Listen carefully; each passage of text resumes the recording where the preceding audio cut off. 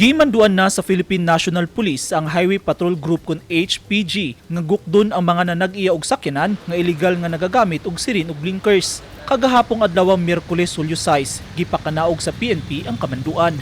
Sa usa ka sulat ni PNP Director for Operations, Major General Valeriano De Leon, gisaysay niini nga ang balaod sa paggamit og sirin, blinkers ug uban pa gamiton lang sa emergency ug dili na pwedeng gamiton sa mga pribadong sakyanan. Dinhi sa Davao, seryoso ang HPG nga gukdon ang mga masinupakon sa balaod ug mas pahugtan pa ang ilang operasyon kabahin sa mando sa PNP.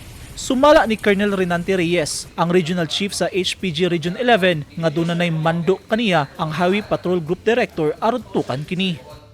We're being receive a marching order coming from no less than our Director, Highway Patrol Group, Police Brigadier General Romel Francisco Marbil.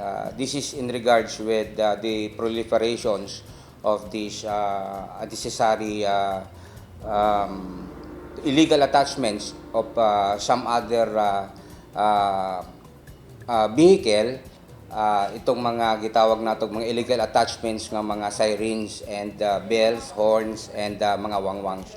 Well, our personnel sa atong Regional Highway Patrol Unit diri sa Davao City nag-enforce og immediate action taken, and kagahapon and karon continuous ang atong operations, and we were able to issue tickets and citation tickets and temporary operators permits to some other violators nga naka-commit og violations diha sa highways.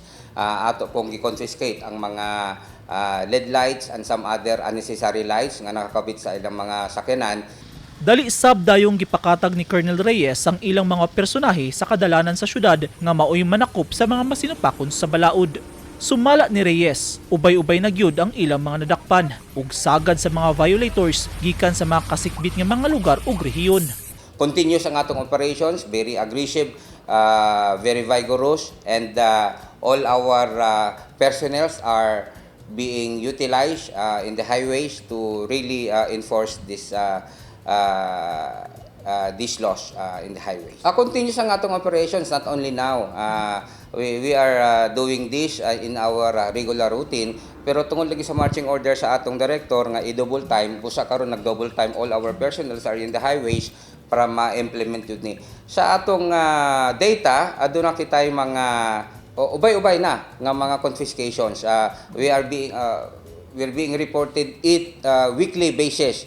And I would like to inform nga diri sa Davao City, very disciplined kayo ang atong mga motorista, no? We are being known nga ang city very disciplined, and all our motorists diri sa sulod sa atong city is nag-abide yun, no, sa mga alituntunin, especially sa atong traffic laws. Ubos sa Presidential Decree No. 96 nga gipirmahan ni President Ferdinand Marcos Sr. ang mga ekipo eksklusibong gamiton lang sa mga opisyal nga lakaw sa Armed Forces of the Philippines, NBI, LTO, PNP, BFP ug mga hospital ambulances.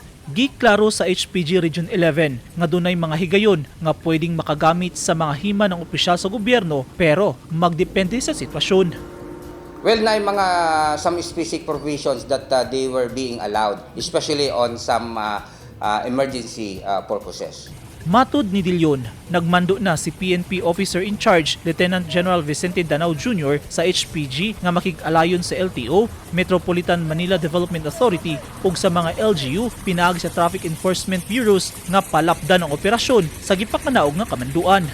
Daan nang gipasidad-an ang mga namaligya og himan og mga talyer nga dili na mubutang niini sa mga sakyanan nga dili otorisado. Nanawagan ang HPG Region 11 sa mga motorista nga mosunod gyud sa ilang giimplementang balaod aron dili maisyuhan og tiket sanglit seryoso sila sa pagpatuman sa kamanduan ug nanawagan sab sila sa kooperasyon sa katawhan. Eugene Hinutan, Newsline Philippines, Davao Region. Stay safe.